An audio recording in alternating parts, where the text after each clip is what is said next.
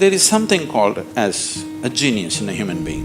There is a competence here which is capable of what nature did over 1,000,000 years, like that, over the afternoon. If the necessary striving is there, you can make it into your conscious process. If you set up the necessary situation, success is an assured thing for that person.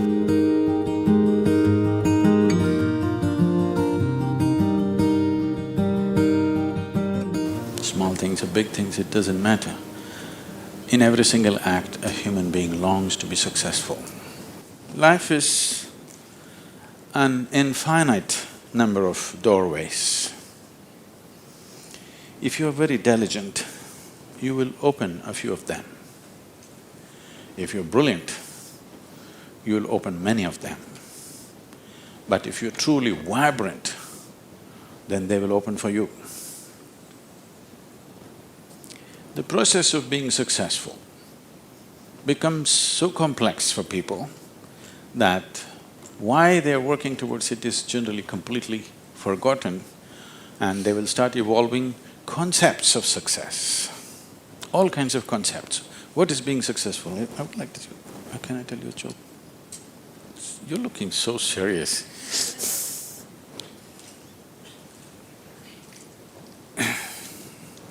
There was a man in India whose name is Shankaran Pillai. Okay, it's like John Smith.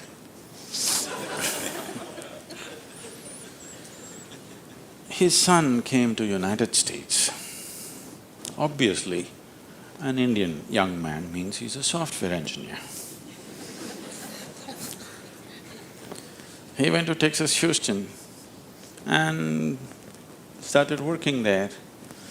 Then he fell in love with a white American woman. He struggled because back home, this love affair is a crime. He struggled and struggled, then one day told his mother, then the mother informed the father, and the father exploded. He went back home to convince him, didn't work, because in India, if you have to get married, they're tracing your family tree for 5,000 years. They're looking at the genetic purity of the person that you're marrying. So somebody from somewhere else, a white woman from America, how can you marry her? What do we know about her genetics? Where does she come from? What is her lineage? Da, da, da. So no way to convince, he came back. And of course, when he came back again, he fell in love and they went ahead. Then the father disowned. Shankaran Pillai just disowned his son, I have nothing to do with you. But years went by and they had a boy. And the boy's picture from the day he was born, it was on the Facebook, and the wife sticks it in his face, and the little baby, and it's growing up every day and all the things.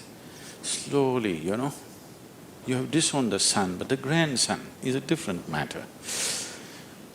Slowly, within a matter of 1-2 years, he completely fell in love with this little baby that he has not seen. Things happened and people started coming from America, those who were traveling. Oh, you must see your grandson. You not seen him? Oh, you must see him, this is the fruit of your life. Slowly it caught him. Then he decided he's not going to see his son's face. He'll come to America and only see the grandson's face. And of course he's not going to look at that white woman. Then he came to America and a 7-year-old boy, full of energy, they're living on a small ranch, he's all over the place doing all kinds of things. He completely got washed away by this little fellow. Then this little boy one day said, "Grandpa, come, I'll show you my archery skills." He took him to the barn inside and he went into the barn and there he saw 8 targets, all of them with the arrow in the bullseye. Shankaran Pillai looked at it and then he thought, oh, this is my grandson. He thought of all the great legendary archers of India, Arjuna and Ekalavya and he saw the future, all the Olympic gold medals falling from the sky. Then he asked "From what distance did you shoot?"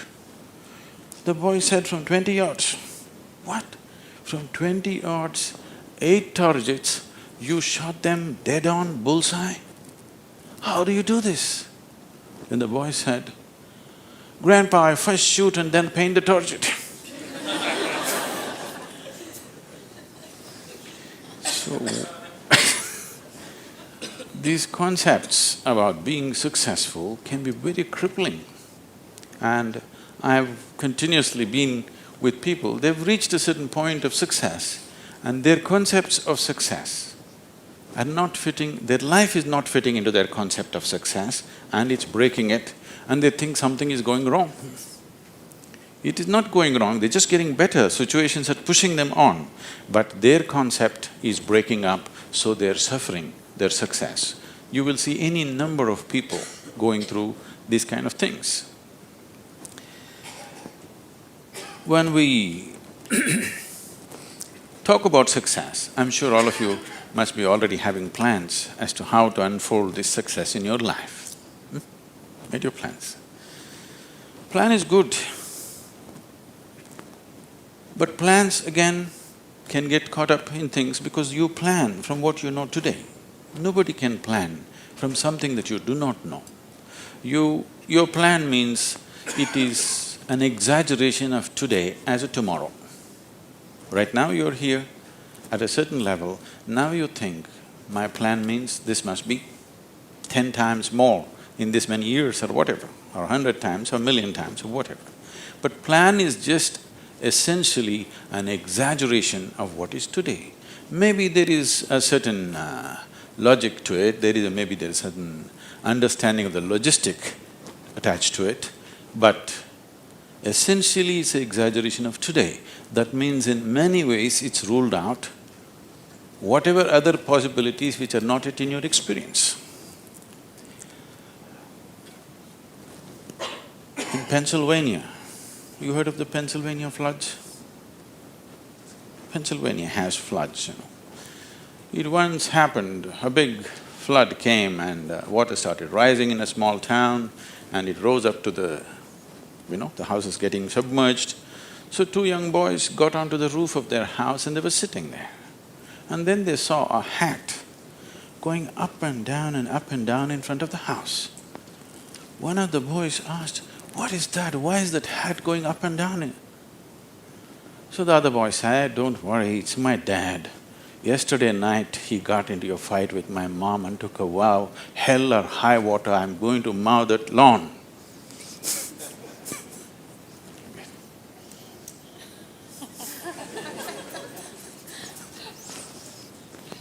So, plans can be debilitating. It's good to have a plan, but it's more important that you have a purpose. If you have a purpose, plans will evolve, things will happen, plans will fall apart, new things will come up. Whatever has to happen will happen. If you hold on to a certain purpose, other things will just serve that purpose. But if you are very committed to a plan as such, then plan can become a blueprint for restriction. It is also a possibility. It's all right to hold a plan, but you must hold a plan at a certain distance. You shouldn't get identified with the plan. The process of success.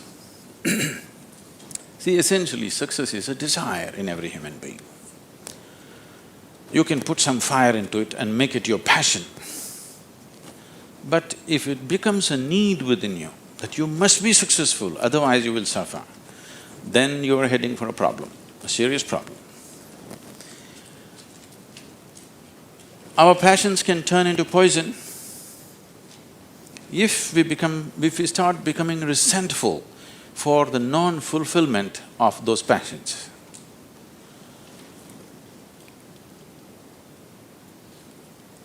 When I say turning into poison, today there's substantial medical and scientific evidence to show that if you become resentful, when you resent something, when you're angry with something, when you're frustrated with something, we can medically today check, we can do a little bit of blood work and show you're actually putting poison into your system. These are poisons that you drink and you hope somebody else will die.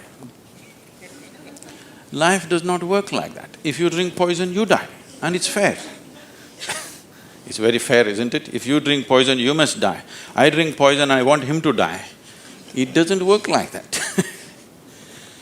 So these emotions always take away the fundamental ability. See, there is something called as a genius in a human being.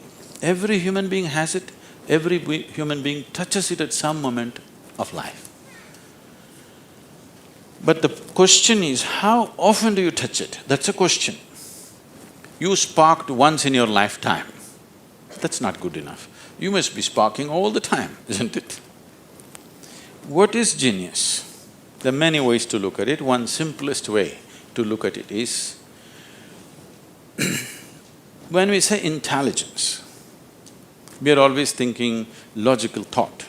No, logical thought will be meaningless probably in another 25 years, because your computer may be able to explore all the permutations and combinations of logical thought much quicker and better than you can do. So touching the genius means there's another dimension of intelligence within you. What did you have for breakfast? Chicken and salad. See, he ate a chicken. Over the afternoon, this chicken has transformed itself into a human being. If you ask Charles Darwin, how long does it take for a chicken to become a human being, he would talk in terms of millions of years. Here he is. Over the afternoon, he transforms a chicken into a human being. So there is an intelligence here, there is a competence here, which is capable of what nature did over 1,000,000 years like that over the afternoon. Only thing is, this is an unconscious state of intelligence. Whatever is unconscious, if the necessary striving is there, you can make it into your conscious process. In your conscious process, if this intelligence, even a drop of this intelligence is available to you, suddenly life will spark like it's a magic. What everybody slogs for, you can just simply do it. Now when I say intelligence, always people would think this. If you say intelligence and ask them to show in sign language, they'll always say this, isn't it? They'll not say this or this or this or this, but one cell in your body is doing more activity than your brain could ever do. One molecule of DNA is doing so many millions of functions in a minute that you can never ever figure it out. Yes or no? So in yoga, in the yogic systems, in the yogic sciences, we never look at anything as mind. There's no such thing as mind. There is a physical body and there is a mental body. So you learn to think through your body. You know, it's a short session, it's not an area that we should enter right now, but I have to tell you this. There are many things personally that I do at the same time. Now people come and tell me, just now I'm entering the session, somebody comes and tells me, Sadhguru, these building plans have to happen, because we do everything ourselves. Now by the time I get out, I'll have the building plan ready as I'm speaking here, because 12 to 14 channels actively keep going on in my head. It is not just in the head, you learn to think through your body. Learning to think through your body will never give you a headache, that's the best part of it. Now, all these responsibilities and 1,000 things happening at the same time, won't you get stressed? There is no such thing, because you use a deeper dimension of yourself and everybody is capable of this and everybody has it. You may not have the same level of intellect as somebody else has. That is always subject to person.